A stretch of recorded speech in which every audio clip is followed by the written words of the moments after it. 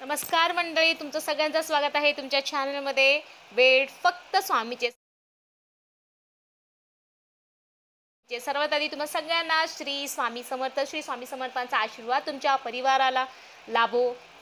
तुमच्या परिवाराचं त्यांनी रक्षण करावं हीच माझी प्रार्थना आहे स्वामी समर्थांची. माझे जेवढे सबस्क्रायबर आहे त्यांचं भलं व्हावं, मी स्वामींना एवढीच प्रार्थना करते. कारण मी जे काही व्हिडिओ बनवते स्वामींना साक्ष ठेवून बनवते की स्वामी महाराज, मी लोकांचं भलं करण्यासाठी किंवा तुमची प्रचिती लोकांपर्यंत पोहोचण्यासाठी मी हे सगळ्या गोष्टी करत आहे. तर त्यांचं सगळ्यांचं भलं व्हावं माझी हीच प्रार्थना असते.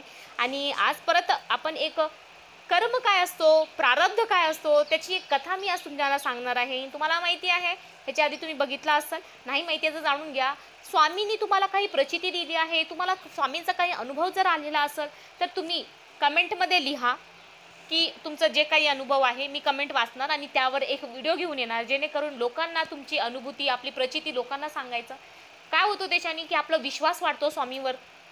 आपण मग त्या सेवे जे आहे ना ती कळकळीनं आपण करतो, आत्मीयताने करतो, आतुरतेने करतो की नाही स्वामी महाराज आहेत. कारण एकदा भरोसा म्हणजे कुठं ना कुठं अजून वाटतं की नाही स्वामींनी त्यांचं भलं केलेलं आहे तर माझं पण भलं करणार नाही, मला सेवा करायची आहे. मग कुठं ना कुठं लोकांचा विश्वास वाढतो, लोकांची भक्तीमध्ये वाढ होते.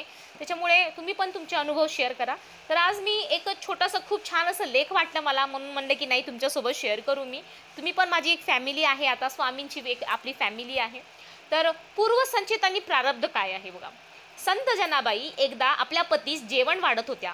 पहिला घास घेताच पतीने तावातावाने जनीला मारायला सुरुवात केली. भाजीत मीठ का नाही, तिला हुंदका फुटला. हुंदका फुटला म्हणजे ते रडू लागले, त्रास करून घेऊ लागले. विठ्ठल समोर उभा राहिला. विठ्ठल समोर उभा राहिला. विठ्ठला, तू इथे असता नाही, तुझ्या भक्ताला अशा परिस्थितीतून जावं लागतंय का? म्हणजे त्यांच्या मिस्टरनी त्यांना मारलं. ते विठ्ठलाचे भक्त होते जनाबाई, आणि त्यांनी देवाला विचारलं की आपण विचारतो ना स्वामी मी तुमची एवढी पूजा करते, मग माझ्यासोबत असं का म्हणून आपण विचारतो ना स्वामींना. तसंच त्यांनी सुद्धा विचारलं की विठ्ठला, तुम्ही इकडे आहे आणि तुमच्या भक्तासोबत असं अन्याय होत आहे, एवढं हे करताय, तर का असं तुम्ही का काय करत नाही असं. तर विठ्ठलाने जनीच्या डोक्यावर हात ठेवला. जनीला तिच्या पूर्वजन्माचे स्मरण झाले आणि तो क्षण तिच्या डोळ्यासमोर आला. पूर्वजन्मातली जनी एक राज्यकन्या होती. पूर्वजन्मामध्ये जनाबाई जी आहे ते एक राज्यकन्या होती. गायीसमोर तिने घास ठेवला आहे. गाय ते खाण्यास नकार देत आहे आणि जनीने छडी उचलली. तिने गायीवर वळ उठवले, परंतु गायीने ते खाण्यास नकारच दिला. विठ्ठलाने जनीच्या डोक्यावरून हात उचलला. जनी भाण्यावर आली. म्हणजे त्यांनी जेव्हा हात घेऊन घेतला मग तेव्हा त्यांना शुद्धीवर आले. ते विठ्ठल म्हणाला, जनी, पूर्वसंचित आणि कर्मफळ कुणाला चुकलेलं नाही आहे. हे सर्व भोगूनच ह्या भवसागरातून तरून जावं लागतं. तुझी भक्ती ह्या जन्मातली आहे तेव्हा तुझे सर्व संचित ह्या जन्मी फेडून माझ्या चरणी चिरंतन समाधीत विलीन होशील. म्हणजे याचं काय आहे, त्याचे तसेच का किंवा मला असे का, त्याचे तसे मला असे, हे रडण्यापेक्षा कर्मभोगाची पातळी आपणच निश्चित करावी लागते. चांगले कर्म करून ही फळ मिळत नसेल तर जनीच्या ह्या कथेने संपर्क उत्तर तुम्ही समजून घ्या.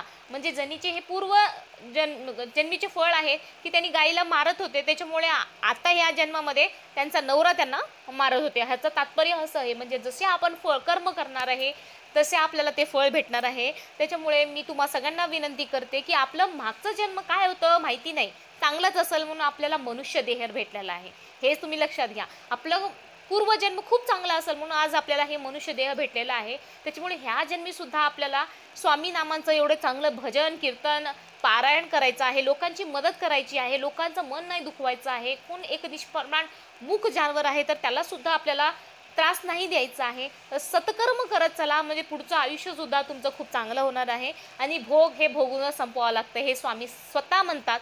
त्याच्यामुळे पण एवढंच की स्वामी सानिध्यामध्ये आलं की भोग संपवण्याची, भोग झेलण्याची तुमच्यामध्ये ताकद येऊन जाते, एक विश्वास येऊन जातो.